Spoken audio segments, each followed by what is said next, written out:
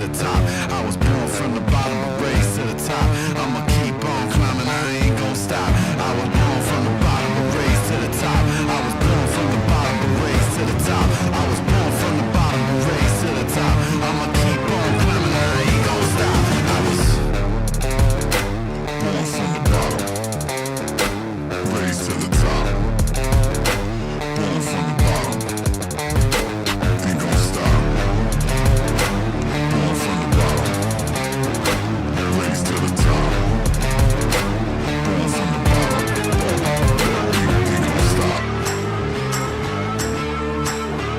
ain't gon' stop.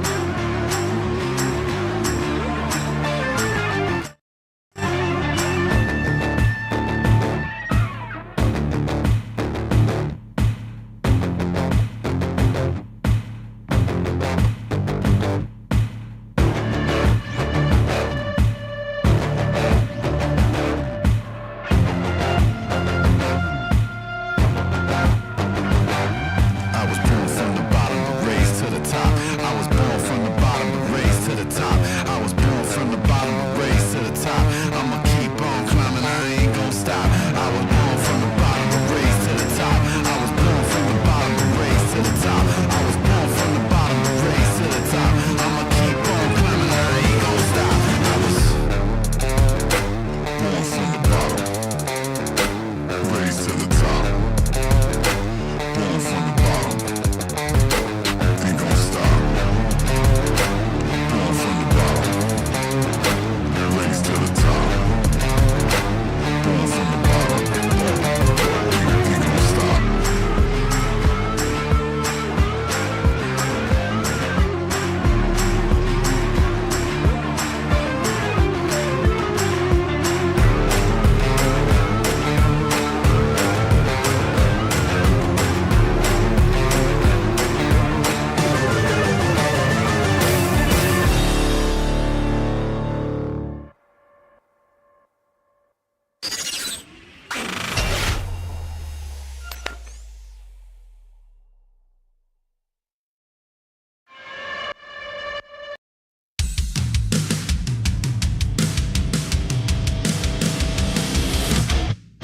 Live from iRacing's virtual Chicagoland Speedway in Joliet, Illinois, we say good evening, sim racing fans, and welcome to round 2 of the 2024 Real Sim Racing IceBreaker Winter Series.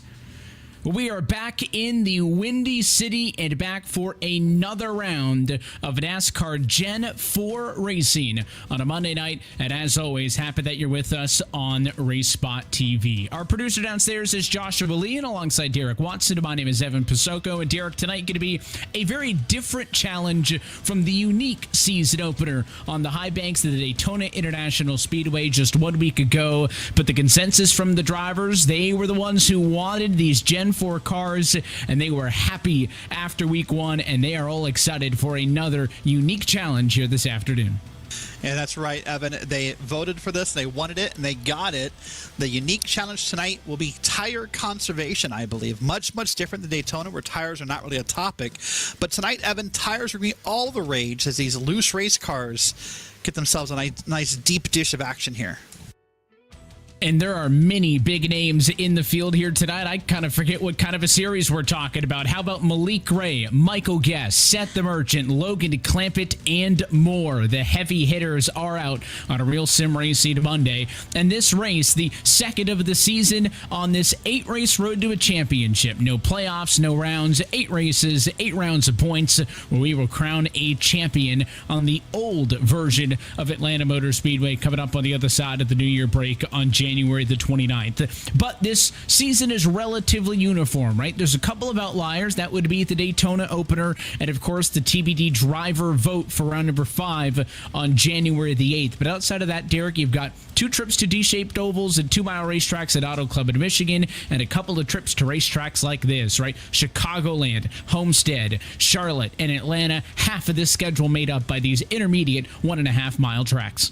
Yeah, if you're not good at these style tracks, you better get good if you want to race in this league, because that's, as you said, the dominant form here. Who knows what the driver vote will be? I'm excited to see how that turns out, but every track here on the schedule screams driver to me. This is a driver's type of racetracks. If you have to learn how to handle this car.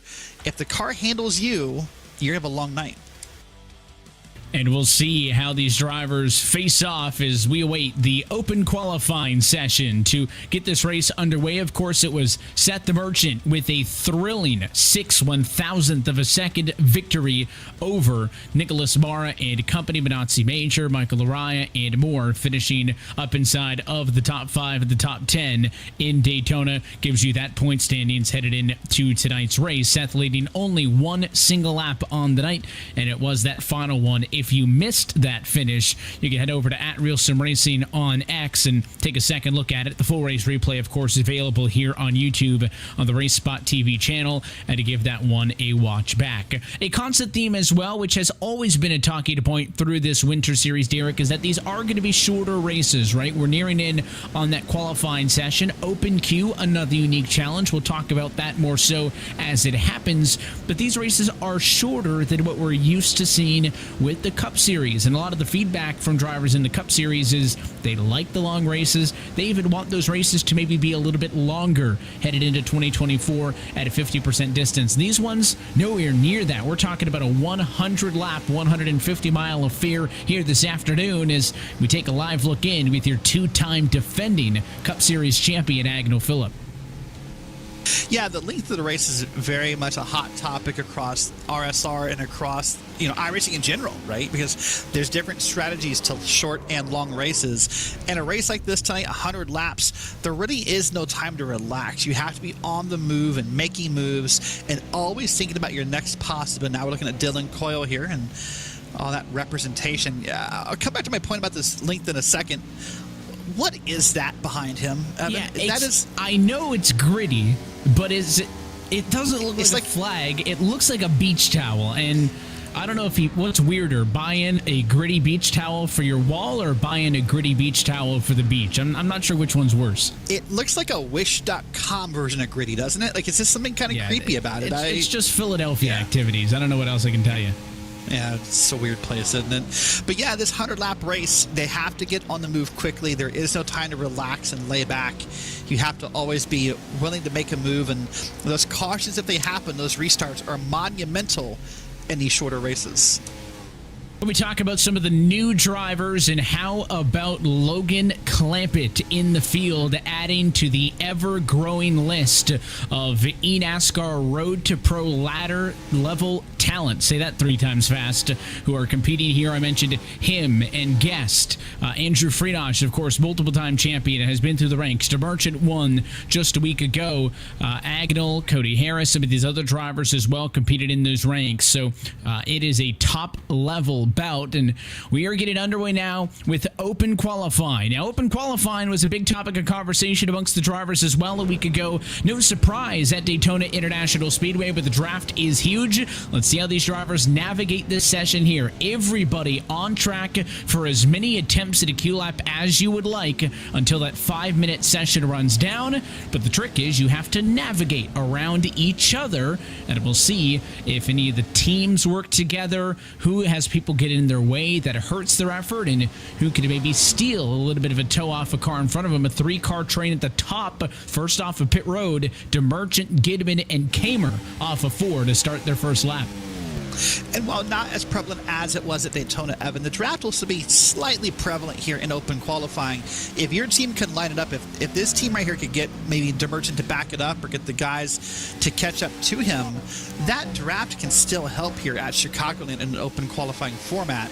Not as strong as Daytona, but of course in this open qualifying format, as you said, many as laps as you want. So we'll probably see a lot of guys take maybe 2 laps at it and then kill the run and start it over, I would assume. Let's see, first flying lap in the books for DeMerchant. He'll go to the second spot tentatively. Gidman, second car in line using the draft off of DeMerchant, goes fastest with a 30.470, and looks like they're going to go around for a second trip. We hypothesize that that might be it for their opening run. Ross Cato, meanwhile, clocks in 30.718. That's very clearly a time without draft help in front. He's got Nick Mara up the road, a couple more cars, but the distance between them much greater than what we saw amongst those first group of three. So curious if that's going to affect him as he has some more help pull up in front. And now we'll see what the 99 can do as Clampett heads off on track and gets in line. The 44 looking for his first flying lap of the afternoon. He goes 43.574, and that's right around the mid part of your top 10. Yeah, a great run there as a first run by Logan Clampett, someone who's very familiar with oval racing across all the different platforms. So he'll do well here tonight, I would assume. But he's now going to bring that 99 here and dig it down in the corners. This was a topic of conversation when the drivers who I talked with today, Evan, is using that bottom groove. It's going to, from what I was told, it's going to loosen up fairly quickly in this race. So there won't be a lot of drivers down there making passes.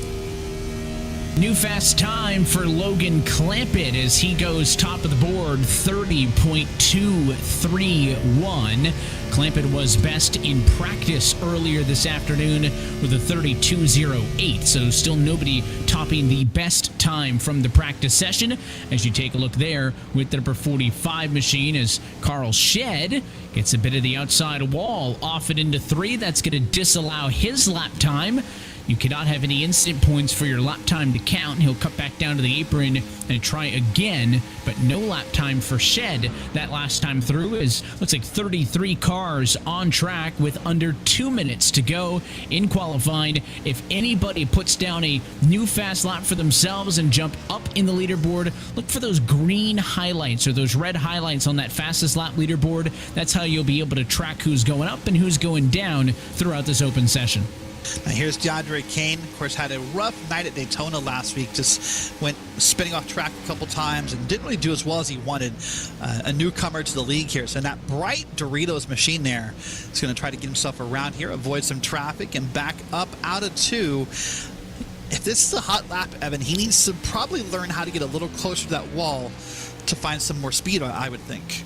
We've talked about the different manufacturers that we're seeing with the blank template that these Gen 4 cars allow. I think DeAndre Kane trying to save a little bit of weight. No headlights or taillights on that car. So maximizing the weight savings as DeAndre Kane currently 30th of 30 cars who have put down a lap time in qualifying. When we were following him down the backstretch, there was a couple of cars off and in the grass. So there's been a couple of moments.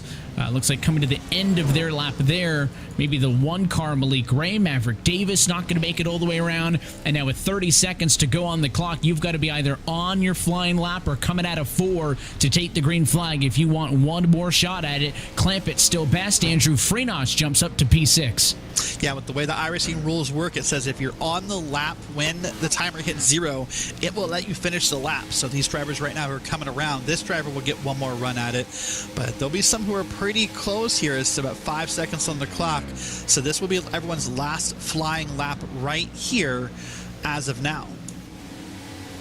Wetmore jumps up into the top 5, and as the clock ticks down, the final couple of cars will try to trickle across the start-finish line to see if there's any additional movement, but inside of your top 3, I don't see it. Agno Phillip is second. Can he improve? He has a 32.76. He goes 5.70, unable to improve. One car off it into the inside wall in turn 1. Might have been the 43 car. A big slide there means no improvement for Maverick Davis, who comes down pit road. And there's a look at that 94 of Agno Phillip, unable to improve. What a night it was last week for the 24 of Grant Davis. So close, so dominant, but did not get the race win.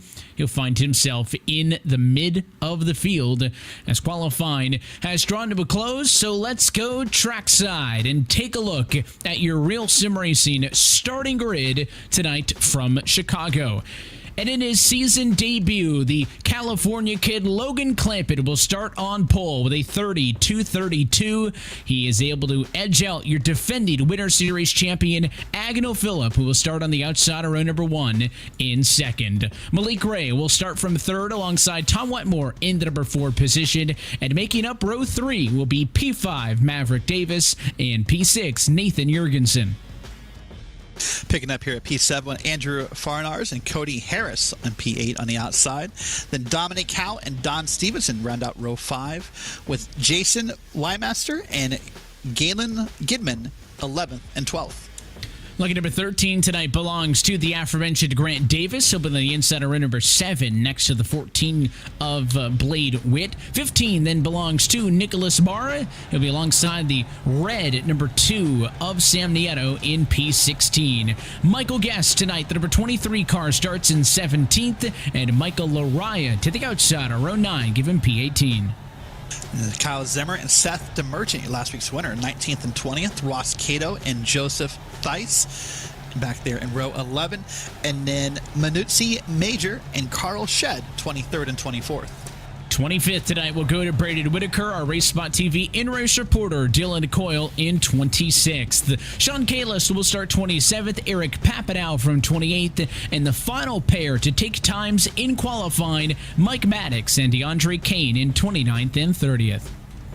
And then back here, the people who did not take times, Doug Roth, Harry Grindel, and John Fowler. Evan, they will round out a 33-car field here at Chicagoland. It's a look top to bottom at your RealSimRacing starting grid. We talk about this Chicagoland Speedway, 1.5 miles in length, 18 degrees of banking in the turns, 11 degrees on the tri-oval. I think the biggest characteristic, of course, that apron, which may be in play on the front stretch, but also the back stretch is a stretch, not a straight. It is a gradual curve all the way from the exit of 2 to the entry of 3, and it does make that exit of 2 a little bit more generous and that entry into 3 a little bit less severe, just because the radius of the corner a little bit less than that of what we'll see at those other 1.5 mile tracks later this year with the perfect in and out. And race specific details that I referenced earlier, Derek, tonight, 100 laps on the board as we take a look at your track conditions. Well, 100 laps on the board and 103 degrees Fahrenheit for your track temp here on the 15th of May at 1:35 p.m. virtual standard time. That is a hot track. So that track plus these cars plus the temperature, it's going to be for some loose rides here, I think, once these tires get a little warmed up. It's going to be hot and heavy action all night long.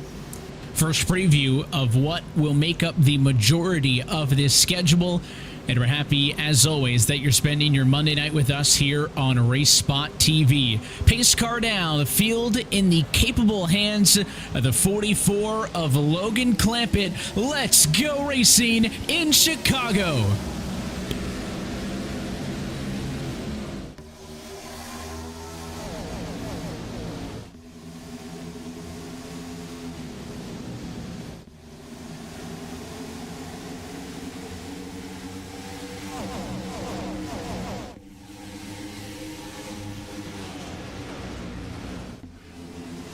Spinner into turn number 3. Caution flag is out and several cars involved.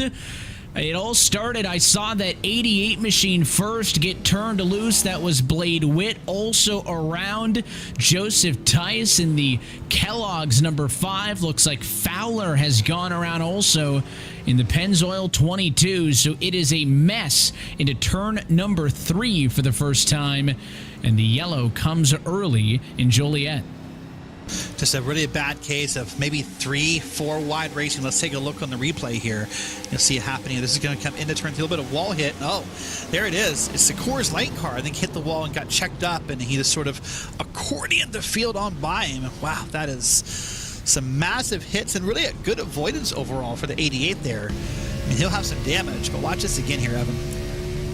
On board with Blade Witt in front of him is the 40 Nick Marr, and yeah, he gets into the outside wall. You see the sparks in that kind of jacked up reaction you saw goes back to what we talked about in Daytona, right? These are not your Xfinity bumpers. If you get into somebody, you're going to get under somebody, and it jacked the rear tires of the 40 car up. The 88 lifted, same thing happened to him, and it all started to stack it up. Here's the perspective of an Aussie major. There's where the 5 car gets turned. He's also involved. A little bit of damage on both the right and the left side of that, and an extra touch as Fowler spun in there late. So that is where the yellow comes from early in this one. And if we saw the replay show Mara get into the outside wall, he does claim responsibility for the incident, so he'll receive an EOL penalty for the next restart.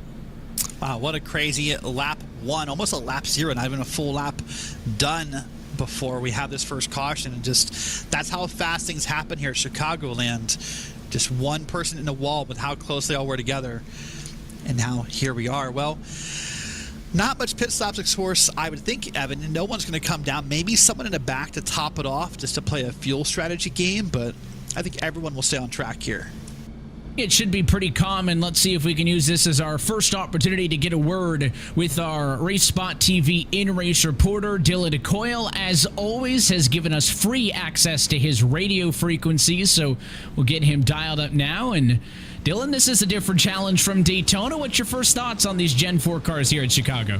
I feel like even though it's definitely loose on throttle like you'd expect, I do feel sort of, I feel sort of comfortable when running up high, at least early in the run, obviously. But it's a shame that didn't even go one lap more. I wonder who started that wreck. Maybe my Mara Motorsports teammate who says I'm embarrassed. Well, I was going to say, that's the next question. You're on the radio with him. He gets into the wall, but you also had a windshield of all of that and did a good job avoiding it. What was that perspective like? Well, I'll definitely say I was, that was scary, but like at Daytona, saw stuff happening and immediately got on the brakes and tried to slow down to avoid it, and thankfully I was able to slow down just in enough time to move to the grass, avoid it all, and got a 1X, but I really don't care. It's a clean car, and I'm up in the 19th. There you go, and lights off on the pace car. We'll let you get back to it. Good luck. Thanks, buddy. So we'll keep an eye with Dylan all night long and check in with him over the course of the night. Avoiding that wreck did allow him to gain 7 spots. Started this race in 26th. He'll take to the restart in 19th. Meanwhile, up front, no changes in the top 9. A front row, Clampett to the inside, Phillip to the outside, and now the restart on the 99 car. As the pace cars off and in, to the restart zone we go. Green flag back in the air.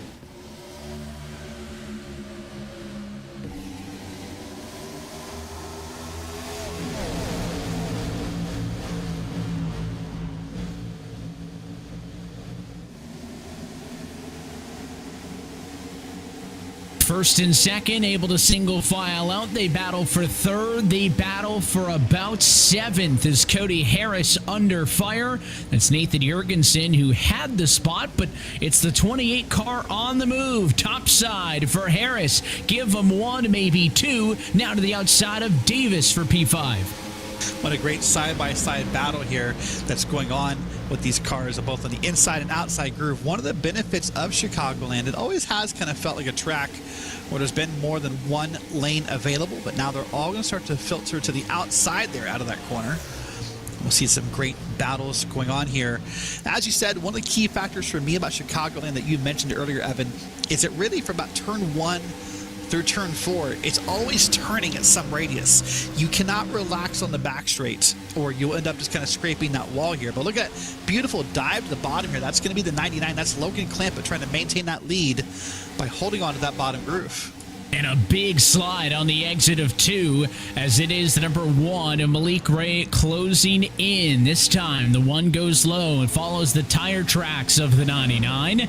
And first and second pulling away from 3rd on back early in the run. Ray slices down to the apron. Can he get underneath Clampett? He's got a nose, and they'll go side by side for the lead. Malik Ray clear on the entry to 1, but here comes the counter.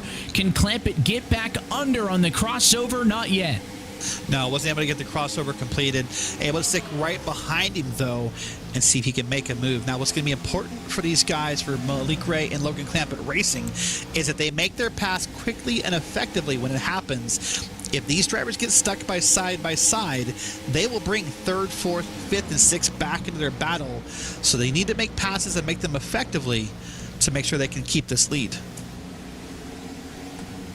Malik Ray, 91 career starts in the eNASCAR Coca-Cola iRacing Series. You compare that to Logan Clampett, 116 career starts. That is a lot of experience in your top 2 right now, and they are maintaining that half a second advantage over the red number 94 of Agado Phillip in second, that white number 51 of Tom Wetmore in fourth, who watch on from just that about 6 or 7 car length differential. A lot of separation inside of the top 5. There's some mixing it up going on in midfield, but Clampett doing everything he can to get back under Ray, just unable to do so, as the one's basically going exactly where the 99 wants to right now. You jump back to the 9 of Jaron Weidemaster in the number 8 spot. He had it, but just got passed up. That's a different look on board Andrew Freenosh that we're used to. The 32 car takes away P8. Yeah, a different look here indeed for the 32. You see him now going to try to use that bottom groove and try to get under the 87. Not going to get there, but he'll get a nice run off as he rides all the way up to the wall here and get a little bit of run here on the 87. Now it's a side-by-side battle down the back straight. That's also settled down. And I am surprised, Evan, that we're not seeing more drivers doing what Malik Ray did earlier and cut that that flat banking, the apron, if you will, to make some passes. Certainly an option every time around. I know that on restarts, you'll see drivers push, try to be aggressive with it. I guess the question is the push worth the shove every single time around? Battle you're looking at now between the 32 of Freenosh and the 07 of Howe is for 7th, but why not make it a 3-way battle for P6? Because Cody Harris going to get split on the exit of turn number 4.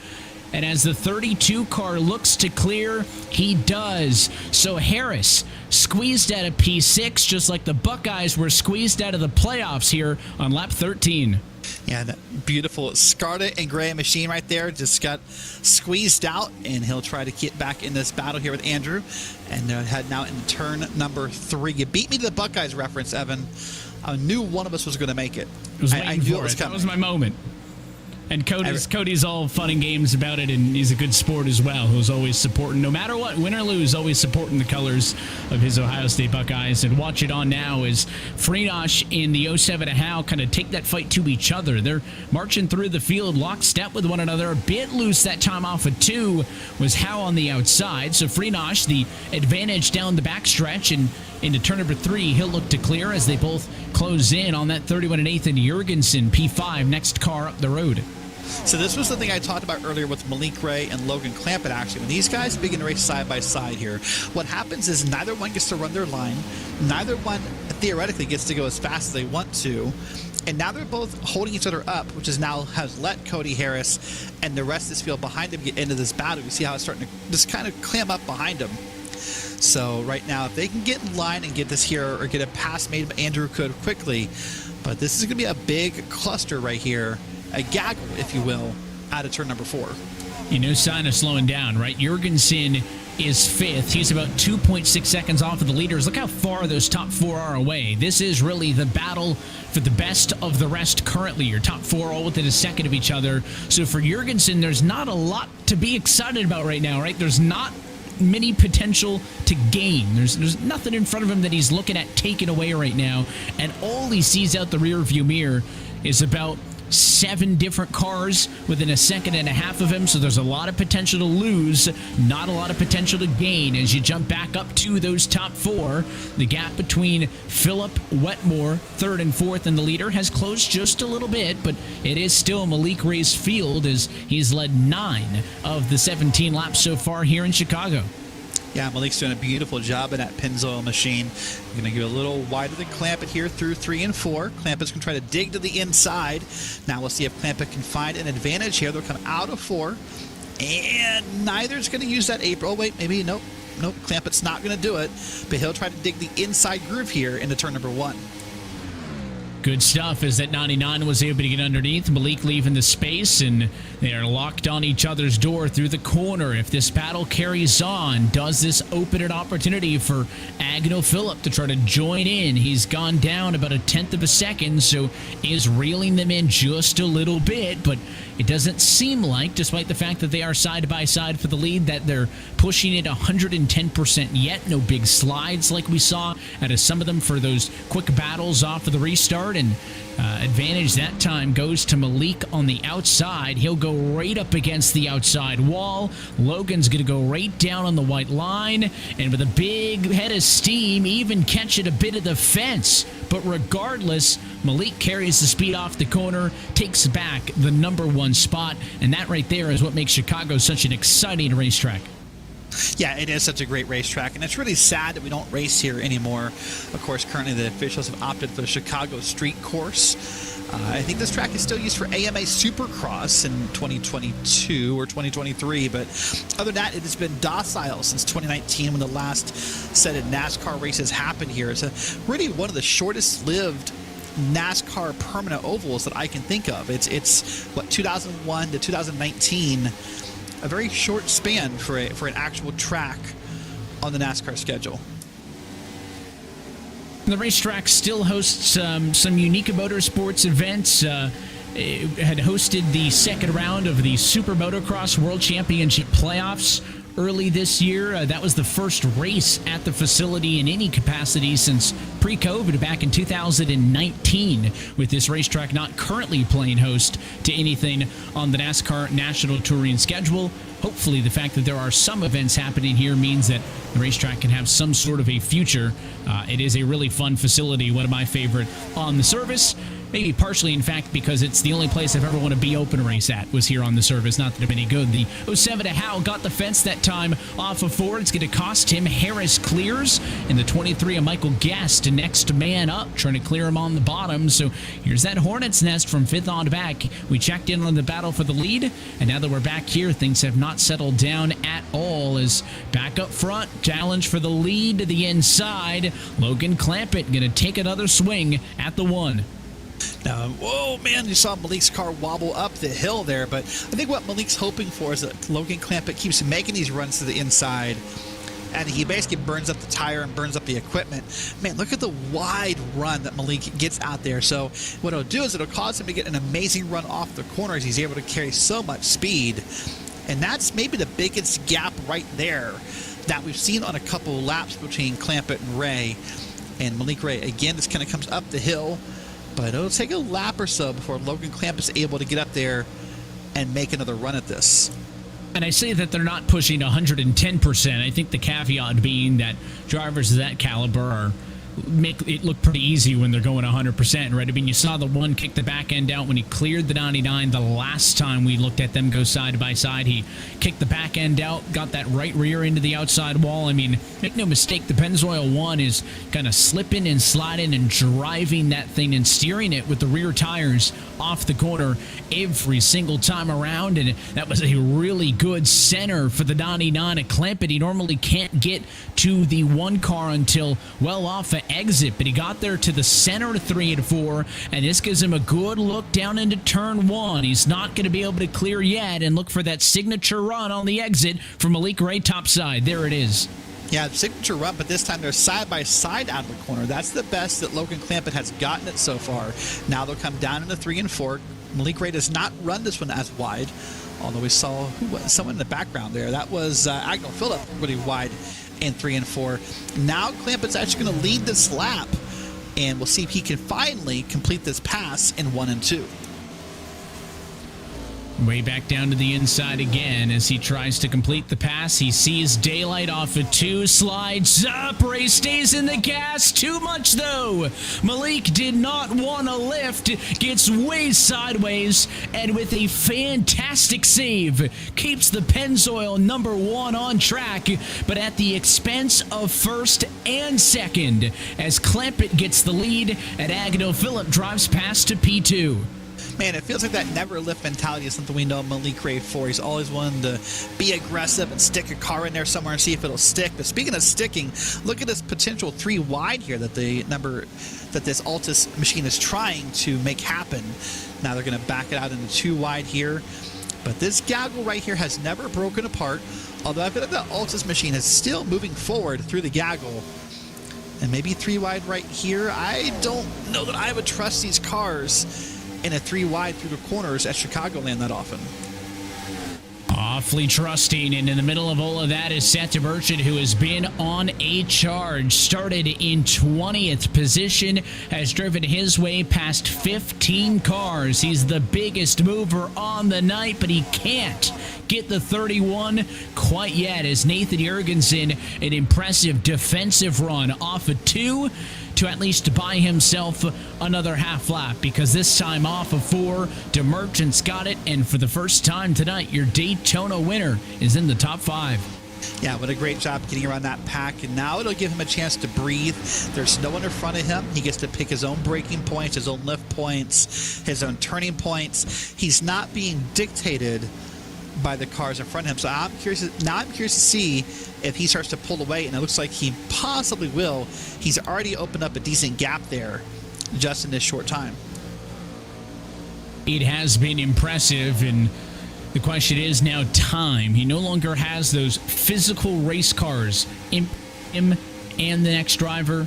What he has now is just race distance, right? Look at the gap until he can close into Tom Wetmore, who would be next. Malik Ray slipped to 3rd, Agnew Phillip P2, and Logan Clampett, who led the opening 7 or so laps of this race, starting to log some laps up front. Opportunity to get some bonus points. 3 available on the night. 1 for the pole sitter. He secured that one. 1 for leading a lap. He secured that one as well.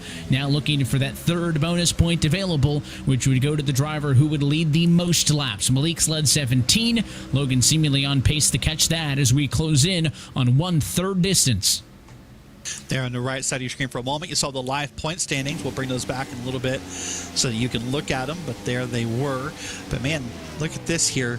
This 99 machine is doing a great job here at pulling away, getting ahead of the 5 who we saw involved in that wreck back on lap 1. And that's Agnew Phillip behind him. It's a 44, by the way, of Logan Clampett. Sorry about the number confusion there. But doing a great job here, now running his own line.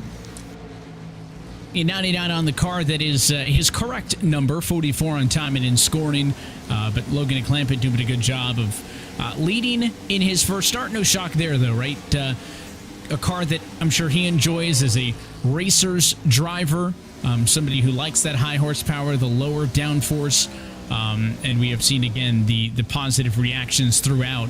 When we looked at him a few laps ago, you saw the number 5 of Joseph Tice with him. Tice was going a lap down. So Tice, the first driver, 1 lap down. John Fowler is out of this race early. So tentatively, Tice in a lucky dog spot if we were to see a yellow flag, although DeAndre Kane about a half a straightaway ahead of the leaders. When Clampett catches him, he'll then be in the lucky dog spot. So that's just a battle to keep an eye on in terms of drivers trying to get back to lead lap status. But we are still early in this 100 lap affair, and Clampett starting to pull away. We jump back to the battle with that 9 car on the bottom. Jaron Windmaster's got a whole lot going on up the road as he watches the Michael Lariah entry try to make his way through. That's the 44 of Lariah to the outside of the 07 of Dominic Howe in a battle for P10. You know, as a driver, these battles right here are both the most fun and exciting moments and also the most frustrating moments. You get excited because you have someone to battle. Oh, hold on. Oh, big yellow. Oh, car is over. It was right in front of Michael Lariah, and involved is Logan Clampett. What has happened to your race leader as he had pulled out to a significant advantage? And as we watched the battle behind, I wonder what happened here. He was about to lap DeAndre Kane. We talked about that, and as they come off a 2, I think the 90 got a little bit loose. And as the 99 came up off the corner, either hoping to clear or not expecting the 90 to be that low, they got together. The yellow was out, and then the late hit by the 44 of Michael Lariah is what caused all the damage. And that's got to be frustrating for Logan Clamp, but I think he thought he was going to clear DeAndre Kane. Watch it again here. They're going to come through. This is 1 and 2. And Clamp is just going to come up out of the corner. I think he thought he was just going to slide job him and did not. And, of course, he's up in the air.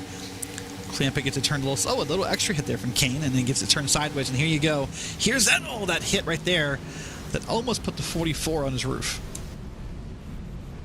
So a tough break there as your race leader was on lap number 34. And that shakes up everything. I know we were talking about the potential for the lucky dog to be a conversation. Of course, DeAndre Kane was going to assume the lucky dog position if he had not been involved in that accident. And it's going to bring all your race leaders down pit road for some service and completely flip this race on its head just once we thought that it was going to be Logan Clamp. Check it out. And this can be the frustrating part of the race you talked about earlier about the length of a race now, because when a caution comes out on lap 36, drivers love the longer races because they want to think there's this big mental chess game happening with the pit strategies and when you pit and when you don't pit. But in a race like this, a caution's out, you pit, and you kind of feel like that whole pit strategy is now out the window. Now you're just kind of stuck with what everybody else is going to do. There's pros and cons, right? The benefit being, well, you can't screw it up by going off strategy and making the wrong decision. The negative being you can't really differentiate yourself, right? You can't short pit or long pit and try to, mix up and give yourself a better opportunity based on strategy. It's going to be car versus car when everybody is in at the same time. Yeah, that's the difference, right? Is that's that strategy involved and what you do with it. And so, some drivers love that mental chess game of figuring it out. I'm a big fan of it. I love it. That's why I love endurance racing, because you get to spend 12 or 24 hours, cooking the spreadsheets and doing the math. But some drivers want it to be just purely based on driver skill and not all those outside components. So after all of that, Agno Phillip will be scored as your race leader. He was able to get off of pit road ahead of the one Malik Ray. Malik went for the 4-tire stop. Agno Phillip, same strategy call, but the 94 just executed quicker. Pit stall times for the two of them, Agno Phillip 14.7 compared to a 14.8 for Malik Ray. Not a whole lot, but that's going to put the 94 car to the top spot. And he'll get an opportunity now to go head-to-head with the 1 to try to fight for the lead. And, yeah, don't worry, all the hardware reminds you plenty. And just because he's got so much hardware, let's remind you what it all is, right? The belt is the Cup Series Championship. He's got another one of those underway. And then the Silver Cup, of course, that for this RealSimRacing IceBreaker Winter Series. He's hoping to get a second one of those here this season. Yeah, that's some great hardware right there. It kind of helps put it in perspective what you race for and how well you've done. In case you ever forget, you can look right behind you. Of course, he's got the die cast of the number 23 Bubba Wallace DoorDash machine there as well. So, and I noticed a keyboard in the background. Apparently he's also a little bit musical. Man of many talents, and we enjoy getting those insights and those perspectives throughout the field, and appreciate those drivers willing to give us those in-cab cameras, if you will, over the course of this season. We'll have many more of those as the race plays on. Nobody claimed responsibility for the last incident, so that one will go down to a post-race review between your at-time race leader Logan Clampett and the lap car of DeAndre Kane. Both of those cars are on the pit road for repairs, so neither of them at the field right now. You can see the lapped cars, the wave-around cars, catching up to the pack as they head off to 3, but the 90, the 18, the 44, and company all on pit road right now getting service. So for all intents and purposes, the hope for Logan Clampett to get a race win in week number 1 is gone just like that. The 94, though, of Phillip has been in this position many times before. He'll be the control car, and Malik Ray going to have to follow suit. Seth the Merchant up to 3rd. Michael Guest up to 4th. There's a lot of heavy hitters on the front 2 rows. Green flag in the air.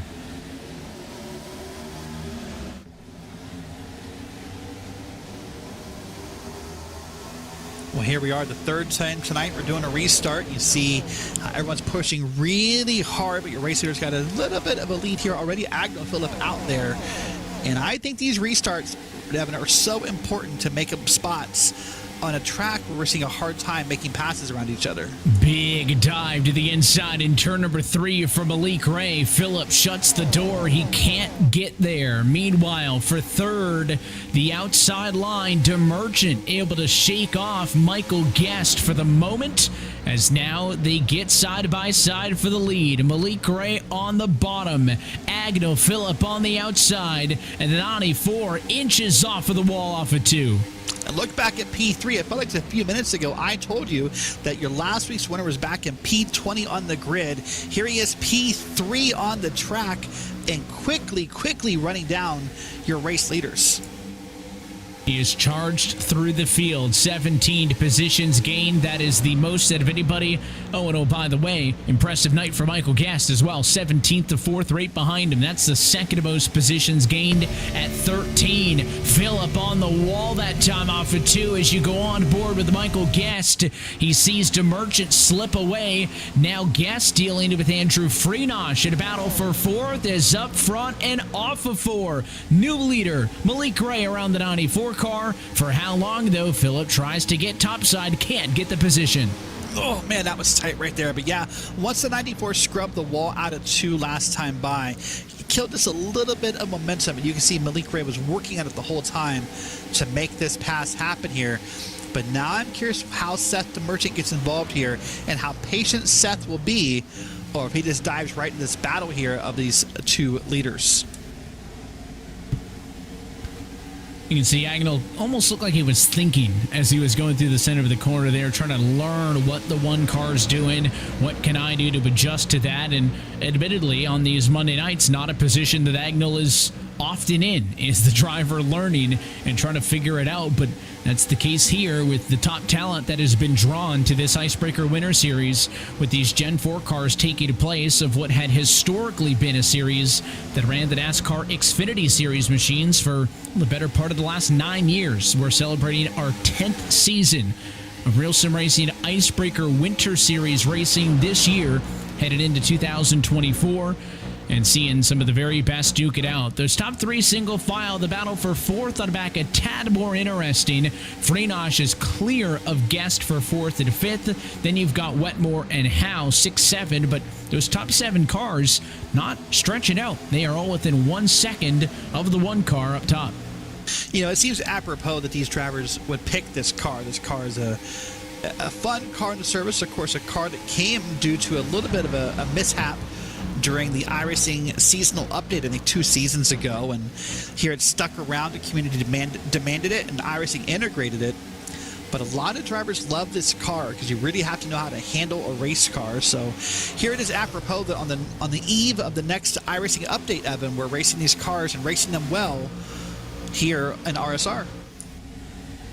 And every time there's an update, you always wonder what changes. Tires, tracks, cars, all kinds of different updates can come. That is why even with a 10-race or 8-race calendar, I should say, with these Winter Series cars, things can change. Certainly, that's always one of the talking points when we're talking about a Cup Series schedule of 30 weeks, just how many different builds and updates iRacing will release over the course of a calendar year, and how that will constantly change the on-track product, and how these drivers have to adjust to those changes if they want to stay on top.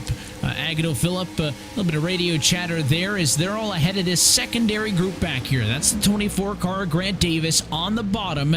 Kyle Kamer's 8-ball up topside, who was trying to make the move, couldn't do it, and now he's going to find out if he's fast enough to stay ahead of the 12 of Cato, because Cato closes into the bumper. There's the onboard look. No dive, though, into turn number 3. He'll stay in line. You know, and coming back to that topic of the update, you know what? One of the things promised for tomorrow's update is this beginning of a whole refresh of oval racing. And we're being told that things such as where the shade is on the track, if the sun is out, if the sun is not out, how many drivers are running a line, are things that are going to affect how the track feels beginning tomorrow. So really, really excited to hear that. And it could mean a whole different style of racing, or just lots of practice needed this week for your RSR drivers, as we'll be racing next Monday night. 4 races this side of the New Year's break, 4 races on the other side. And encourage you to stay up to date with all things RSR. You can follow us on Twitter or X at RealSimRacing. Join the Discord with the link in the bio there and either be a part of the community or be a part of this series. Still opportunities for drivers on a part-time waitlist basis to sign up, participate. And of course, if you're interested in those NASCAR Next Gen Cup cars in the main full throttle RealSimRacing Cup Series calendar, which will come again in 2024, you can get on the priority side of the registration by being involved in the RealSimRacing Discord. Logan Clampett's car officially now retired from this race. After that incident, he wrecks out from the lead after leading 16 laps in this one. We have 28 of the 33 cars who started this race still on the lead lap as this battle goes side by side off to turn number 3 with that 32 car on the inside of Farinosh. To the outside, it's Michael Guest. They are holding each other up in the battle for 4th, though, as it's allowing those top 3 to build a small gap. Yeah, it's Tom Wetmore behind him here, who is in that single car team this season. He's going to want to try to get around them fast here, but as we are now past the halfway point of this race, it is becoming more and more clear that that bonus point you talked about for most laps led, that's going to belong to Malik Ray. He's already led a bunch of laps, and unless someone jumps to the lead right about now and dominates this race, that point is almost guaranteed to Malik Ray. Yes, if somebody is going to try to take that point away from Malik, they're going to have to lead a lot of laps, and it's going to happen really quickly. And with the benefit that he has now, it seems unlikely, but here comes the 57 into Merchant. He had got to the top 10, then the top 5, now inside of the top 2 with the inside pass on Agno Phillip, that time at 1 and 2. He has gotten up to the 2nd spot, and now will set his sights on the 1 car. Very different night than what he had in Daytona, where he was very quiet, a non-factor for much, conservative, but put on the pressure late and won it with a wild last lap, really last corner pass, which we expect nonetheless at those plate tracks here tonight, marching through the field, and now going to have to sort out the 1 car, something that's been tricky for the rest of these drivers to do. Yeah, and of course, DeMerchant, well known across the iRacing and the eNASCAR community. Him and his team, man, that was way wide there. Him and his team had a lot of success in the last couple of years with this Altus Esports team, and then you see them across Road to Pro and eNASCAR and whatnot, having a great time. So the New England native here in that 57 machine, now trying to run down Malik Ray, who is a real tough cookie to get around on these types of racetracks. He is, and again, Malik has been here and done that, right? Was involved in that battle early with Logan DeClampett, had the upper hand for some of it, was trailing for other parts of it, so he's battle-tested. For Seth, he's passed 18 cars, but he hasn't passed a car fast as that one yet, so it's a new challenge for the 51. I think the other fun thing is we are inside of halfway home, so 54 down and 46 laps to go in Chicago. The fun part about all these big names up front, you talk about how everybody knows them. That also means, Derek, they know each other, right? I mean, these guys are used to competing head-to-head. If it's on the eNASCAR ladder, if it's on some of the special events, NIS, big money single races, whatever it is, they've got plenty of time on track with each other and maybe carry a little bit of that history into this one as well. Yeah, a lot of history probably carried into this one as well with some of these drivers, and that's also the fun of the RSR IceBreaker series. You talked about still the part-time list open. You can come in here and you can rub elbows with a Malik Ray, a Seth DeMerchant, a Logan Clampitt, a Michael Guest. So you get that opportunity to come out here and test your skills and really have that experience that you don't always get a chance to have maybe in the NIS or official races. So that's one of the benefits of being part of this group here. And Malik Ray is doing a great job at maintaining this gap here. Whatever he learned from racing with Logan Clampitt, he is not letting Seth DeMerchant close that gap. Good look throughout the field as there are battles throughout, including right now for P4. As a quick look there to the inside, not going to happen there. Michael Guest was trying to line it up, thought that he had a big run on Agnell Phillip, who didn't have the best run off of the corner, but doesn't come to fruition. That gap stays the same. In fact, you talk about how good Malik Ray has done at defending the charge from the 57. With the way that Seth made the pass on Agnell, you would have thought he would have been driving right up to the doorstep of the one car. Not the case. That man right there, Agnell Phillip, has not let that 57 get away. It's more of a battle for P2 right now than it is a battle for the lead. And sometimes that's what you need as a driver, maybe for Agnell Phillip. Sometimes you need a car in front of you to kind of focus in and battle with. And you watch their line and you focus on beating them and doing better and just turning faster laps, and you kind of get in that mode.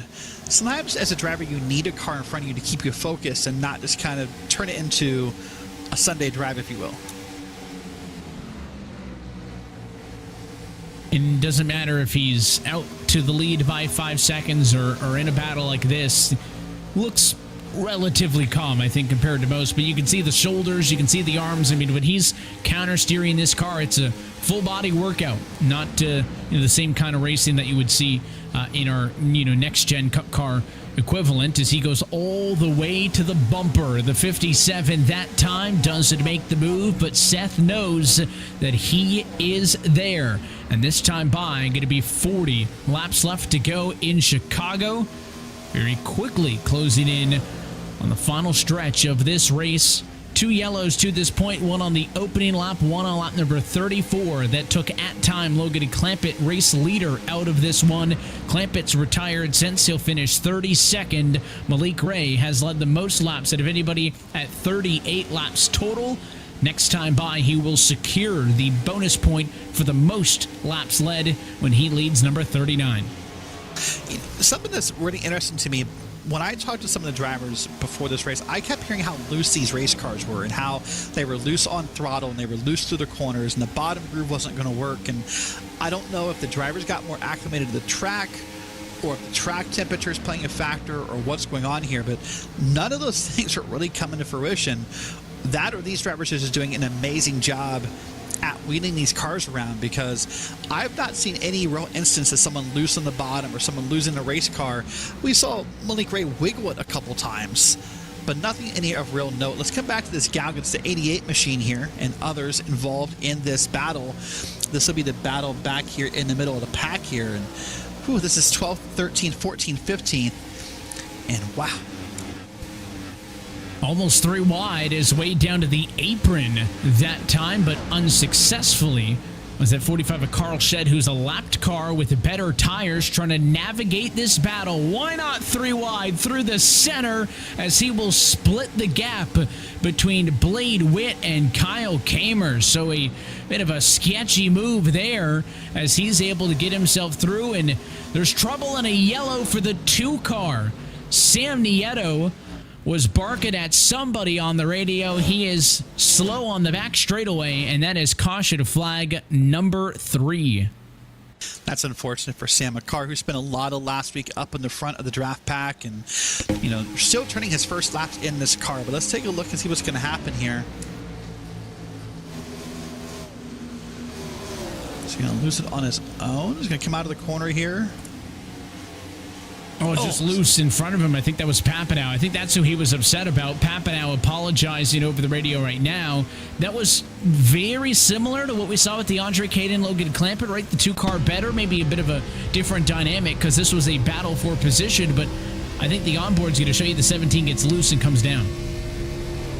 Yeah, so what makes that different than the last one is I think the last one, Logan Clampett, just kind of came up in front of DeAndre. This time, as the Papanow comes down and makes contact there. Good job by Sam Nieto, though, keeping it under control, keeping it off the walls. Frustration, yes. Car damage, not as bad as it could be. Could have been a lot worse, and what this will do is it'll bring them all down pit road, using up every little bit they've got. Is I think it's going to be everybody's second trip down pit road. They have 4 additional sets of tires available, so everybody's still good on the allotment. And when it comes to the race off of pit road, drag race to the line, but Malik Ray barely able to stay in front of Agnell Phillip. Yeah, what a great battle off of pit road that was. We'll wait and see how they line them up here. But you're right, I think Malik Ray barely got around there And that's the benefit sometimes of having one of those front pit stalls, as Malik Ray's the third pit box, is you can kind of gun it out of there and not be as concerned about the average pit road speed, since you followed the pit road speed all the way down pit road. Well, let's dial up our RaceSpotTV in-race reporter once more and get a word with Dylan Coyle, who has entered the top 20 in this race. Dylan, another yellow flag breaks up a bit of a run, but we've had a couple of green flag stretches now. What you learning out there as you've gained some spots? It's definitely getting tighter out there. I still feel a little bit loose on throttle application, but of course that's no shocker. But you definitely lay down all this rubber, and at this point, later in the run, it starts to become a fairly ill-handling race car. But you know, it's not the Chicagoland 50, right? It's Chicagoland 100. You got to make sure that you save those tires for later in runs, and these aren't the longest runs, obviously, but you still want to make sure that you're conserving as much as you can. And you know, so far so good. I feel like I'm putting together a decent race. Could be a little better, could be a lot worse. We'll see what happens, though. We've seen some big moves up front, guys up on the outside, guys on the apron, big slides. What is the racing dynamic like there in the midfield, and how are you getting along, or lack thereof, with the other drivers? How are they handling these cars plus traffic? There's a lot more trepidation, right? That you don't want to force it where there's no space for a car to be, and you're definitely fighting against yourself. And there's just other drivers around you, and sometimes you got to deal with that. There's a lot so far what I've seen is a good amount of respect, at least in front of me in this midfield battle. It's been good racing. I'm happy they're not, running away from me too much, but still, it's been fun. I've had a good time, and I'm hoping in this last third of the race that, we should have enough fuel to go the rest of the way, and I'm just hoping for a fun last little bit here. Clean, green, top 20 would be great. Top 15 would be excellent. And hopefully we keep this race car, this Celsius Chevy, pretty clean. So, Dylan, you talked about the car tightening up a little bit. Is that a surprise? When I talked to a lot of drivers in pre-race, everyone used the word loose. Are you surprised the car's tightening up? No, not entirely. There's a lot of different lines being run on this racetrack right now, so you're laying down a lot of rubber. Obviously, you lay down that rubber, sometimes it gets a little bit tight. You get off that rubber, it can still be pretty loose depending on the age of the tires. But definitely, it's treacherous when you put down the throttle. If you push it down a little bit too hard, then you're definitely going for a spin. Well, let you get to it. Restarting in P19, Dylan. Thanks. Not a problem, buddy. So RaceSpotTV and race reporter Dylan Coyle's up 7 spots. Derek is doing a good job of marching his way through the field. He'll be in the thick of it, though, for what could be one of the final restarts on the night. We have 67 down, 33 to go for Malik Ray and Agnew Phillip. Front row as we're back underway.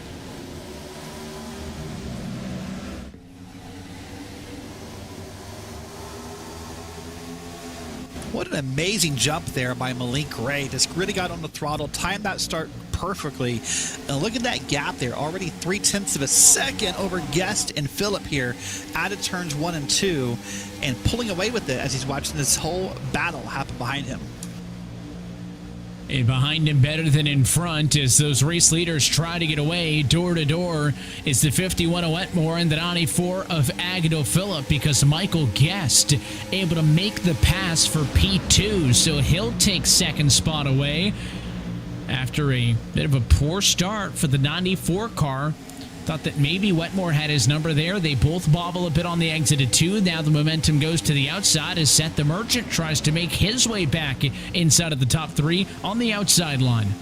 I got a chance to talk to Tom Wetmore before the race. Of course, he had an amazing run at Daytona, spent a lot of time up front. He said he needed to find a teammate. It's a single-car team. So we talked today, and I said, hey, Tom, how do you recap your race? And he simply said, this will be a hot take, Evan. He said, my race was Chicago deep dish pizza bad. He says that that's awful pizza, and so was his race. So he is not a fan of that style of pizza. But here we see here Cody Harris coming to the inside. But he said he wants to have a thin crust kind of night. For him, that's a good race. It's a good man. I'm gonna agree on the pizza should not be pie part, and no offense to the good people of Chicago, but their version of pizza and their version of a hot dog, which I'm told there's a dipped version, that ain't it. So hopefully things turn around for his night, though, and accurate comparison, but let us know if you disagree, is they're able to sort out that battle. Now it's going to be the 07 to Dominic Howe, who's going to go way to the outside. The rear end kicked out about 5 degrees and almost fenced it that time off of the corner. So early in the runs here, fresh tires, top side on throttle. The outside is a sketchy lane, and now Howe nowhere to go. Wetmore pulls up in front of him. He'll go down to the middle and go 3 wide in turn 2. Oh, 3 wide. You can see the action's picking up. The time's running out. Only 29 to go. The drivers are no longer patient. Cody Harris on the bottom here.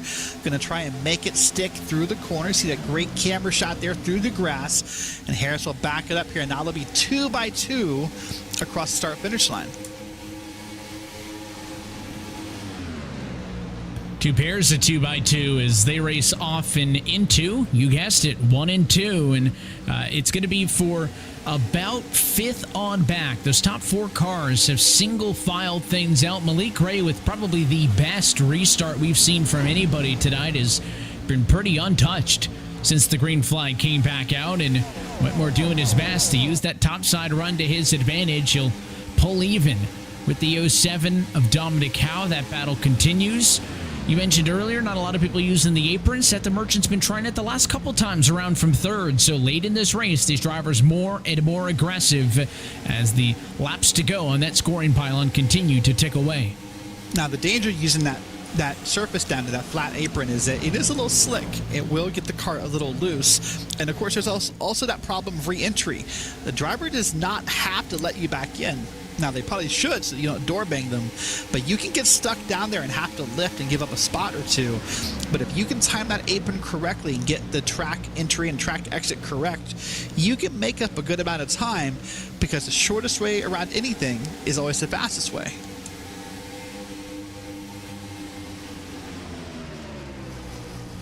Wetmore not all the way to the bottom that time. Yeah, he left it about a lane off the bottom. It almost forced that 07 Howe to modify his entry. I'm curious if there's any gamesmanship between those two in 5th and 6th, that Andrew Freenosh, with the front row seat to all of it, he'll choose to go to the outside as this battle for 5th on back continues on. Cody Harris enters the picture. Haven't talked much about the 28 car. It won't matter. There's a spinner.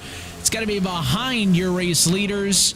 Hearing Blade Witt may be one of the drivers involved, and so is Jurgensen for yellow flag number 4 of the afternoon. Well, that will pretty much guarantee, if anyone thought they were tight on gas or wanted new tires, this will be your last time to come down and get that. Well, let's watch it again. Here's Jurgensen on the outside, and Blade Witt not going to, oh yeah, just kind of ran him over on the back straight. And an apology over the radio, I believe, from Blade, directed to Nathan there. And let's go on board. I mean, you hear him blip the throttle when he tries to let the 31 go, but again, you go under that car in front of you with the way that these noses are scooped down to the racetrack. And Blade Witt does indeed claim responsibility for the incident. I know it's not going to be much justification for Nathan Jurgensen. He was a top 10 car. He was running in 9th at the moment when the yellow flag came out, so he's going to have to scramble late to make up for that. And we are back down pit road. They just pitted not all that long ago. Just 12 laps ago, we were on the pit lane, but everybody's going to be in. I wonder if this being the shortest stint of the night gives us some potential for some pit strategy and some variance. Now, I was wondering the same thing, if a 2-tire stop would come into play here. Maybe we'll see if Malik Ray or one of these drivers up front is willing to take that opportunity and take that risk here. And it looks like no one's moving yet, so maybe everyone's going to be in the 4-tire camp here. It just shows how bumpy this track is and how abrasive this track is, that everyone's thinking about tires. There's a race off pit road that Malik Ray will win. The race is deeper in the field. I'm seeing maybe one single car to go for the 2-tire stop. Everybody in the mid-14s. I'm seeing Grant Davis with a 9.7 second stop. And it looks like that he did indeed go for right side tires only. So Grant Davis, the lone soul to roll the dice here. Gain some track position. There you see their pit stop times. Again, everybody in the 13, the 14-second bracket. That's a 4-tire pit stop. But the 9-second stop there for Davis is the strategy decision. It was the shortest run by far that anybody had done. So it's not like he's got 30, 40-lap-old tires. They're only 12 laps old, but we'll see if that's going to be enough to make this not really doable for the 24. Before the yellow flag came out, he was running in position 16, so this is a huge gain by skipping those extra 2 tires. Yeah, huge gain indeed, right? Grant Davis wasn't even sure he's going to have time to practice this week or be able to race this week. Unfortunately, he came down sick this week and wasn't able to travel like he thought he was going to. So here he is at home racing and now thinking, listen, I've got to make a move. I've got to do something to battle with Malik Ray and Michael Guess and these other drivers. So let's take a swing at it. The worst that happens is you end up back where you were, maybe a little behind that, but sometimes racing is all about taking chances and seeing what happens with it. And a pit road call is a great way to get an advantage sometimes. Blade Witt, by claiming responsibility for the incident, will receive an end of the longest line penalty, so he'll get sent to the rear. That's going to scooch everybody else up a spot. And again, I think it's going to be fun given how fast the 31 and Nathan Jurgensen has looked tonight. To see if he's going to be able to charge through the field. He doesn't have a lot of time to do it. Started top 10, was running top 10. Really the first time he's going to be dealing with a lot of traffic tonight. He looks slated to restart at about 23rd position or so. And something tells me as we get inside of the final 20, to your point, that was probably the last time we were going to see everybody down pit road.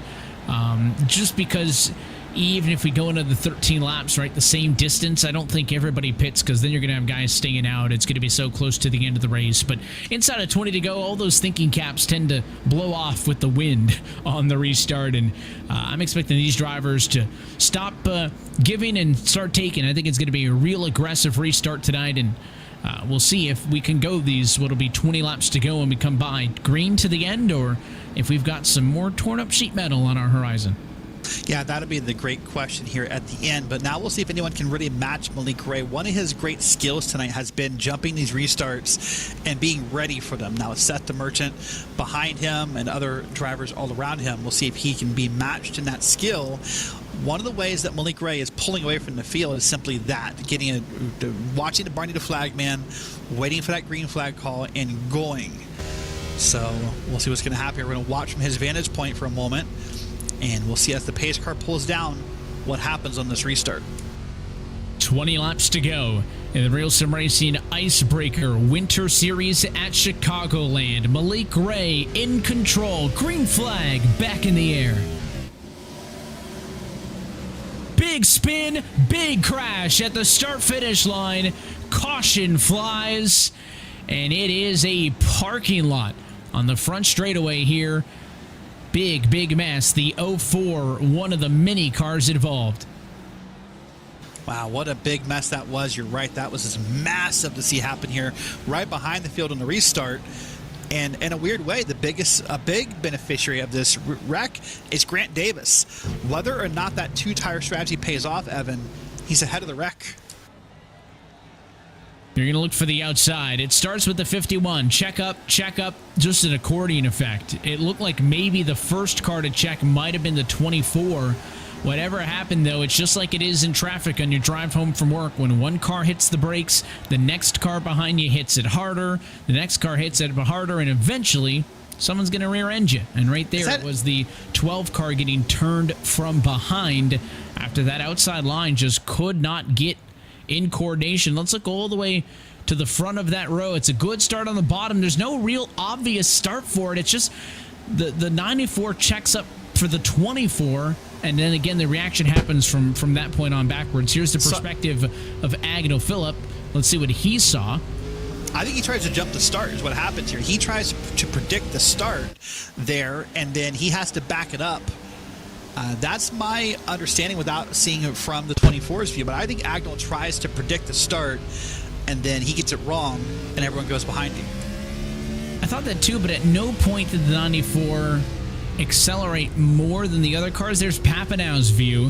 Whew. He gets lucky with that opening on the bottom, and let's jump on board with our RaceSpotTV in-race reporter, Dylan Coyle. Let's watch this here. I think this is going to be a hairy view based on where he is in the field. It's all going to happen on the outside, start spinning in front of him. Nice job, Dylan Coyle. Made a little recompense there.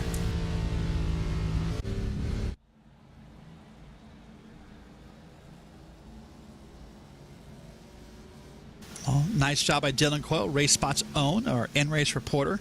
Did a great job of avoiding that there. And I think there's still some words being had and some discussions about maybe what did or didn't cause this incident. And so I suspect, and Evan will confirm in a second, this will probably be a post-race review scenario, as I don't believe anyone's taken credit for it. Yeah, so far, nobody has claimed responsibility for that incident. So if that is the case, that one will go to a post-race review. We also have contact under the yellow flag that involves the 5 of Joseph Tice. It happened on lap 83 in what I believe is turns 1 and 2 after he had contact with Maverick Davis. So a second incident here takes the 5 car out of the top 16. Wow, that's always so frustrating when it happens because you think it's so simple not to get hit under yellow. Let's watch it here and see what happens. Of course, the 5 is at Kellogg's machine. The Terry Labonte throwback here, and there's Maverick Davis behind him. So this is the beginning of 83, and this is what Evan talked about. It's going to be on this lap. They're going about normal pace speed here. Oh. Was Maverick... It almost feels like Maverick wasn't paying attention and didn't know they'd caught the field. I don't know if it's, to your point, yeah, I agree. I don't know if it's malicious because they were not in any way involved with each other. I think that's just, I'm pacing, I'm not looking, and the car in front of me catches up to the field, brakes relatively hard. Here's the onboard perspective with Joseph Tice, right? He's catching the field, so he's going to slow down. I'm And going to that's make a just prediction. a strange incident that maybe under yellow you're just not paying attention like you should be. I bet I'm going to take a swing at this, Evan, and I might be wrong. I think Maverick was texting and driving. I've seen it before, under yellow. I've maybe done it under yellow. It's the most embarrassing thing. I hit a teammate while texting and driving under yellow. That's the worst. Hit a teammate. That's the worst. So 2 for 1, an incident on the restart, an incident under the yellow. It looks like Joseph Tice was given his position back. That's going to be good for the 5 car because he does not lose what was P16 at the time. Now becomes P15. He and Maverick Davis are going to restart near each other, so maybe keep a half eye on that. Certainly, if it was intentional or not on Maverick Davis's part, Joseph Tice not going to be happy about it either way. So just keep a half eye on how they race each other. But I really do think it was just a situation where the 15 wasn't really paying attention to where those next cars were and maybe wasn't anticipating the 5 to check up so abruptly. And at the end of the day, I think the traffic laws say if you rear end the car in front of you, it's on you for not leaving enough space. And I think that one will likely be how that is decided in a post-race second look over. We'll try again, though, for this restart. Fresh tires throughout the field as it was a 2-tire stop for Grant Davis. What can he do from P5? Green flag in the air, 15 laps to go.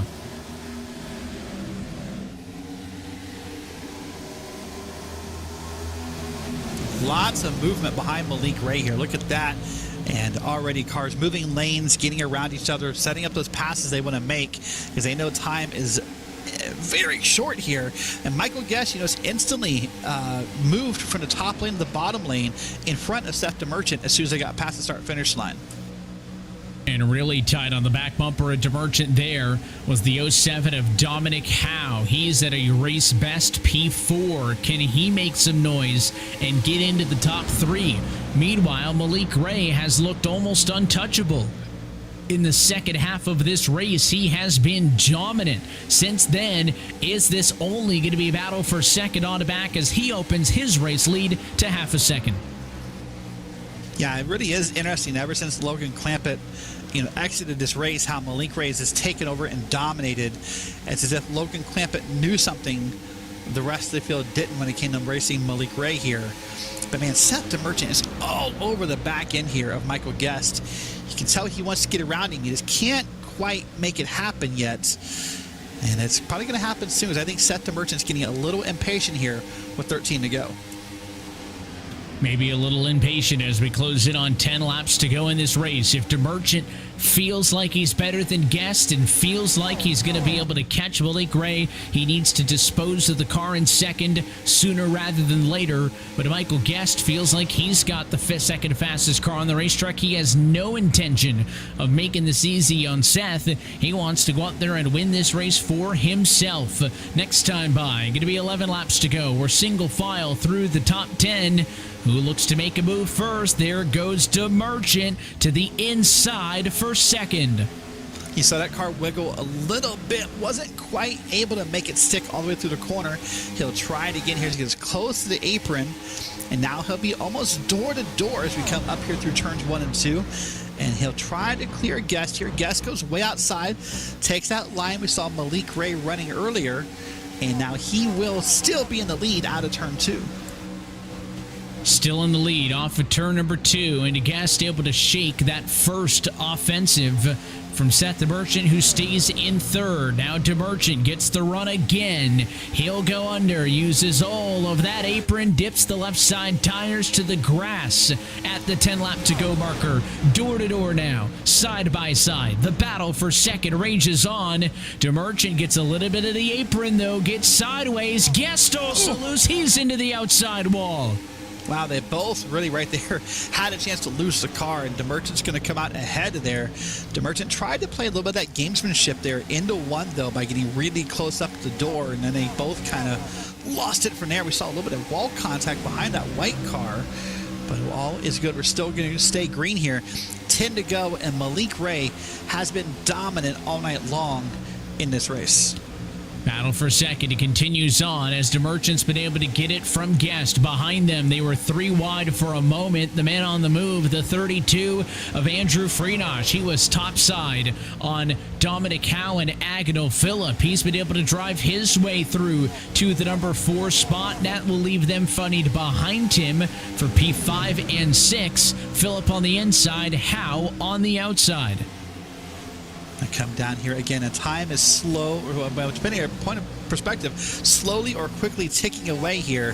If you're Malik Ray, time can't tick quick enough. If you're Seth DeMerchant and Michael Guest, it is going by at rapid speed here around Chicagoland Speedway with almost 7 laps to go. Off the corner at the 94 of Phillip, clear. That is a pass for 5th and 6th. Now the fight's behind them. Grant Davis unable to gain on the old tires, but it doesn't seem like he will fall all the way to P16. That's where he was when he made the 2-tire call. So I think overall, may not be a race-winning decision, but Grant Davis looking at a net win on his 2-tire gamble. The only driver in the field who opted to do so. Harris is under him. He will take away 7th. Wetmore likely to do the same for P8 momentarily, but again, overall, probably a win in the end for the 24 as we're at 6 to go. And really, Cody Harris doing a great job here with Wetmore behind him. Now going to try to get around Howe here to sort of on the outside looking into the top 5 and trying to do, he can. Almost made contact there with that Scarlet and Gray machine. And here we go through 3 and 4 here with a few laps to go. And I'm curious to see if he wants to take the outside lead. Nope, Howe's going to cut him off. And here they come back across the start-finish line. 5 laps to go. The 28 car looks for another spot gain. This time, Harris to the inside of Dominic Howe in a battle for P6. Howe has struggled the last couple of trips around, has slipped out of that battle for the top 5 spots. Can Cody Harris climb back up one more? As in front of them, Phillip and Friedosh may be doing battle before we know it. That time off of 4, the 28 car gets a great exit. Howe has got the spot to the line. No, Harris the advantage on the inside. A great battle still going on here. It just shows you the difference in the lines that throughout the corner, that Howe gets the run on the outside, but Harris, there he go, closes it up, and almost, I thought he could have slid up there, but nope, he was not clear, and now he'll clear it here into 3 and 4. He'll probably slide up in front of Howe as soon as he can and close that door here. There it is, and then Howe's going to try to make the cross back here on the apron. Right back under him. Nice aggressive move by Dominic Howe to forlong the battle between he and Cody Harris for 6th and 7th spot. All of this, though, is about 2.1 seconds off of the lead. Malik Ray still holds the advantage. DeMerchant 2nd, Guest in 3rd. This next time by, going to be 2 laps to go at Chicago. Malik Ray has been the dominant car. Can he hang on into the outside wall? Goes Cody Harris. Man, that's exactly what you do. You don't want to hear if you're Malik Ray. You're begging to get back around to the white flag so this race can be official. If you're DeMerchant, Guest, or anyone else, you're hoping he would have looped that car around there. He keeps it going. It's going to be a loss of spots for Harris, who slides to P8. Both Howe and Wetmore able to pass him up. This one, the battle for 4th and 5th, as Agnew Phillip is draped over the rear deck lid of the 32 car of Andrew Friedosh. He'll go under. Up front, though, white flag in the air for the number 1 Pennzoil machine of Malik Ray. DeMerchant still 2nd. Guest in 3rd. P4 in flux as that battle is side by side down the back straight for the final time. But after an early battle with Logan Clampett, who wrecked out from the lead, Malik Ray took the reins and never looked back. And off of turn 4, Malik Ray is an RSR IceBreaker Winter Series winner in Chicago. Side by side for 4th, Friedosh wins out in that one over Agnew Phillip. What a great dominant performance by Malik Ray. Of course, someone who's very passionate about his wins and his losses, so I'm sure he's stoked inside his cockpit right now to be the winner of this race. But really, all night long, a winning performance. What a great job.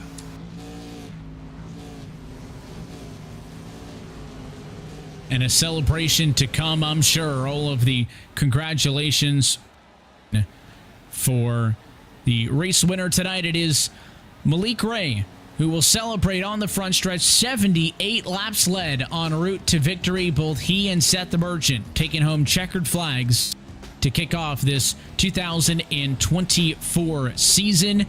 And a well-deserved one. It may not have been as nail-biting down to the end as it maybe looked like it was going to be early on, but give the one car credit. Malik turned it up when it mattered the most. Seth tried, Michael tried, Andrew tried. They all got close. Nobody was really able to put up an earnest fight against the one car in the end. Malik Ray just too good on this Monday night. Well, let's take a look at your RealSimRacing full race results tonight. The final margin of victory, 0.7 of a second for Malik Ray over Seth the Merchant. And a Michael Guest comes home with the top 3 finish. We'll try to get a word with some of those names in just a few moments. Andrew Friedosh misses out on that fun. He comes home at 4th tonight at Agnew Phillip, your defending Winter Series champion, in 5th. Dominic Howe comes home P6 tonight. Tom Wetmore finishes in 7th. Cody Harris is 8th. Grant Davis in 9th on the 2-tire call. That's a 7-spot gain from where he was prior to that decision, and Sam Nieto rounds out your top 10. Moving back to P11, we're going to find our next driver on the list here, and we'll get down through our grid. That's going to be Blade Witt with Kyle Kammer in 12th. Don Stevenson and Dylan Coyle's Race Spot's own up there in P14. Great job for him. Joseph Theis and Nathan Jurgensen, 15 and 16. Eric Papineau's back in 17th with Doug Roth, Braden Whitaker, and Mike Maddox rounding out your top 20. And continuing on through 21st, 22nd, and 23rd, go to Sean Kalis, Manatsi Major, and Nicholas Mara. They are the final drivers to finish on the lead lap in this race. 1 lap down to 24th, Carl Shedd, 25th, Ross Cato, and 26th, Galen Giddeman.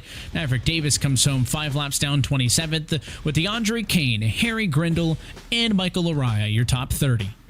Then we'll round out your field here with Jordan Winemaster, Logan Clampett, of course, back there in 32nd. And then John Fowler, 92 laps down in P33. It's a look top to bottom at your RealSimRacing full race results. Let's go trackside and talk with tonight's race winner at the Chicagoland Speedway. And tonight, the number one is number one, Malik Ray, your race winner. Malik, congratulations on the dub. What a battle. First off, you and Logan early in this one, trading it back and forth. Yeah. I know with Logan, like I can't just let him just sit in front of me and save tires. So anytime like I'm, like I see him in a race, I try to get, like ahead of him as fast as I could. But even then, I think off of 2, I was trying to cross him over and I didn't want to hit him in the bumper. And then I just ended up like putting myself like all the way down the grass because I wasn't trying to turn him. He was the faster car anyway, so not really nothing I could do there other than just give up the spot. Obviously, he has his issues, wrecks out, but it wasn't all smooth sailing from there. We saw challenges from the likes of Hagano, Phillips, Seth the Merchant, and others. In the end, though, they just couldn't get to you. You looked real strong in that second half. Where do you feel the difference was? It's honestly just clean air dependent. Like I just try to get clean air like as fast as I can, and like in like any scenario. Like I believe if Seth or Agno had like clean air, or Mike, like any of them would have, they would have probably had the same thing happen to them. But you just got to get clean air as fast as you can, and it worked out. So anytime you end up in victory lane, I think it works out pretty good for you. There's a couple other fun racetracks coming up on this calendar, Malik. I know racing off and into the holidays, but we got a couple more of these intermediate tracks on the calendar. Homestead, Charlotte, Atlanta, a couple of those 2-mile D-shaped ovals, including Michigan next week. What other races will we see you taking a crack at? I'm gonna try to do all of them because all of the tracks that you just named, I enjoy like every single one of them. So like I'm gonna try to make all of them as long as I can. And yeah. Well, that'll be a treat for us up top. We'll let you get out of here. Before we do those sponsors, shout-outs, those good folks. Who makes it happen for you? It'd be Dead Zone and Sim Seats, and I appreciate you guys for broadcasting, so thank you. Appreciate you being here on Mondays. Malik, congratulations. Thank you, man. It's a race winner tonight from the Chicagoland Speedway, Malik Ray, number one on the season. He's got his eyes set on many more. Flip side of that, how about a good start to the year for Seth DeMerchant? It was not the result that he wanted to hear tonight specifically, Derek, but he gets a race win at week 1 and a P2 here tonight. It's been a good start for the driver of the 57. Has been a great start indeed. Seth, P2 tonight. Unfortunately, not back-to-back wins, but still a great run tonight. How did it feel out there? Yeah, just, I didn't get much practice in, so just used the first half of the race to really learn how to drive the car, and then we got the track position we needed, lost some spots on pit road, and just battled it out there with Gus and Malik. Didn't have enough time to get to Malik, though, and, got a good points finish, like P2, so we'll take it. So you started back in the field, you started P20. What do you believe led to your success of getting through the field? Just working with Guess, really.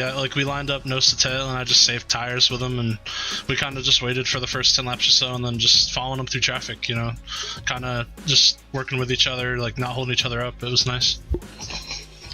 And then I have to ask, Grant Davis was the only driver, if you want to use the word brave enough, with about 25 to go, to put 2 tires on the car. Was there any thought in your head anywhere about trying 2 tires? Yes, when I left my box, I thought I should have, because the left sides were only worn 1%. So I think it could have been the window move, but the last run was long enough to where I think like Malik and Guess probably would have got me on the 4. It would have been close though, with how hard it was to pat. All right. Well, my last question tonight, I have to know. We heard a driver earlier describe Chicago deep dish pizza as awful. Do you have an opinion on this? No, I like it. It's one of my favorite mile and a halves. You can kind of run every lane. It's kind of similar to Auto Club, so I don't know. I'm a fan of it. All right. And the pizza? Wait, what kind of pizza was it? Chicago deep dish style pizza. You never had it? No. I'm sure it's good, though. All right, well, Evan can describe it to you later in all his words that he had, including awful and a pie, I believe is what Evan You ain't called missing them. much. It ain't pizza, it's a pie. Well, listen, Seth, great job tonight. We'll see you next week. Thank you. All right, that's Seth DeMerchant, driver of the 57 Altus Esports machine. And now we're going to catch up with P3. which is Michael Guest. Michael, you piloted that 23 car from 17th to 3rd tonight. Looks like you had fun on a racetrack. Yeah, it was a fun little race there. Chicagoland is pretty hard to pass, but it's also one of the most like rewarding and like satisfying tracks to drive. So I knew I had my work cut out when I qualified back there with a 100-lap race. I mean, I'm just glad I got up there. But man, Malik, Clampett, Seth, those guys were all really fast. I felt like I was right with them, and the race was kind of determined. I felt like whoever came out pit road first with that 20 to go caution, because it was just so hard to pass early run. I think I ended up driving my right front off trying to get to Malik that last run, and then Seth did the same thing once he got by me. So it's a little unfortunate that the lanes are a little bit harder to use as like the rubber gets built down, but I'm really excited for the dynamic track update tomorrow and what that brings to iRacing, because I expect it to be a lot different than what it was tonight. Yeah, the update does sound like it'll be a lot different than it was tonight. With this track not being, used in real life anymore since 2019 for NASCAR, therefore not used an abundance of times in iRacing, is this track harder just because you don't have as much familiarity with it? Yeah, I mean, a little bit. The bottom in 3 and 4 is always really hard to nail right and not kill your tires. And I feel like that's always been kind of the thing here. And now that we don't go here as often, I mean, people kind of forget that it does kill your tires and that you do need to hit it right, or you're going to be struggling after 20 laps. So that definitely played in my hands tonight, just because we went to Chicagoland a couple times in official lately. So I remember how to drive the track, but yeah, it was definitely a fun time. I definitely miss going to tracks like Chicagoland, Auto Club, and such. So I'm going to ask this question once again. Seth said he never tried it. I'm going to ask you, Michael Guest, do you have an opinion on Chicago-style deep dish pizza? Oh man, I'm not a deep dish person, so wrong person to ask. Well, maybe the right person, according to some opinions tonight. We had people say it's awful pizza, so maybe you're right on board with that. You know what? I agree with them. Terrible pizza. There you go. All right, we'll score one more for Evan Pasoko, because he is anti-Chicago deep dish pizza. Well, Michael Guest, great job tonight. Anyone you want to say thank you to on the way out? Oh yeah, just this league for letting me in, being a part of it. I always enjoy doing these league races, especially during this off season for Coke. So appreciate letting me in, and it was a fun time. Awesome. Well, great job, and we'll see you next week. Thank you. All right, that's Michael Guest, pilot of the number 23 machine, Evan. And I think you have one interview left. Yeah, we'll catch up one more time with our RaceSpotTV in-race reporter. Dylan, your mic's still plugged in? You still here with us? I'm always still here for I didn't know if you were off celebrating with a deep dish pizza or what the folks in Joliet do. But P14, man, you were saying, top 20 would be okay. Top 15 would be even better. P14 in the end, I mean, that's the top half of the field. You survived this one. What were your thoughts on the second half of that race, and how did it finish for you? I feel like if I had a bit more practice again, I feel like I would have come in here with the same level of comfort and confidence that I was having. I was starting to build at the end of the race. The biggest thing for me is I think the racecraft still needs to get better. To be quite honest with you, I feel like I can catch cars in front, but I struggle a bit when it comes to trying to move around and changing lines. A line might be taken in front of me. I know these cars are hard to pass with, but I feel like it's a consistent issue that I need to work on. Just really trusting the grip in my tires and throwing the car into the corner, trying to drive deep, make some moves. I feel like I started to do that at the end. I know there was a move against Maverick where, I was racing hard with him for 14th at the end and eventually got him. And I feel like if I had a few more laps, I would have maybe caught the cars in front just a bit better. But passing, that's the thing I'm going to have to really work on. But end of the day, happy, P14. First race was P13. I'd say that's a pretty good re-entry back into RealSimRacing. And we mix it up next week, right? I mean, these intermediates are going to be important to know how these work because they make up half the schedule. But you got 2 trips to the 2-mile D-shaped ovals. First off, Michigan International Speedway next Monday. Aside from a lack of practice, which may be true now and may be true midway through next week when you come to that realization again, what's the outlook for Michigan? I mean, I don't know yet. To be quite honest with you, I've got to put the car into the test mode and race some laps, drive some laps. Here I was looking at my lap times, and it was never the best lap time, but it was pretty consistent all the way through. I kept my nose clean. I avoided wrecks a few times, got lucky a bit here. So I feel like at Michigan, it's I feel a little bit more comfortable at Michigan, just with how wide it is, and I feel like it's definitely going to require a bit of a different driving style. It's going to be fun. These cars are a handful to drive, but once you get going and once you throw it into a corner and you're trying to, manage the throttle, it's pretty fun on exit when you're dirt tracking a lot.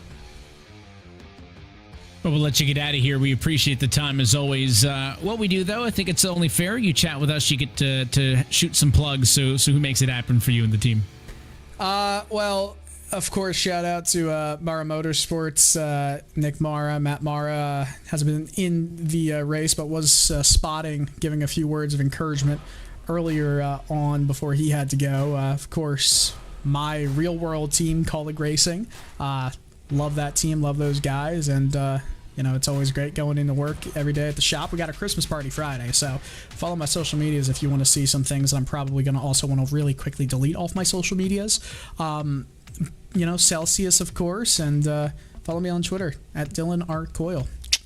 I'll give you 15 seconds to make sure that you don't have any sponsors relating to this question before you answer it. But the question amongst the podium has been, what are your thoughts on Chicago deep dish style pizza? I've had it once, and it was at Giordano's during the Chicago Street Course weekend, and it was lovely. It was wonderful.